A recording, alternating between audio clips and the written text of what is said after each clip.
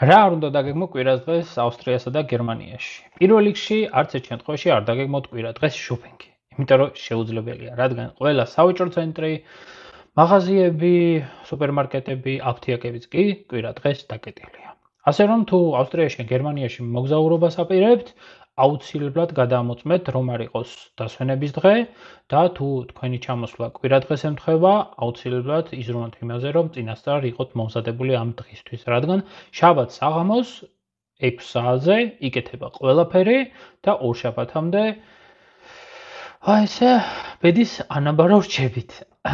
რა თქმა უნდა, არსებობს გამონაკლისებიც, განსაკუთრებით დიდ ქალაქებში არის მორიგე სუპერმარკეტებიც და აფთიაქებიც, თუმცა სავაჭრო ცენტრები აუცილებლად დაკეტილი დაგხვდებათ.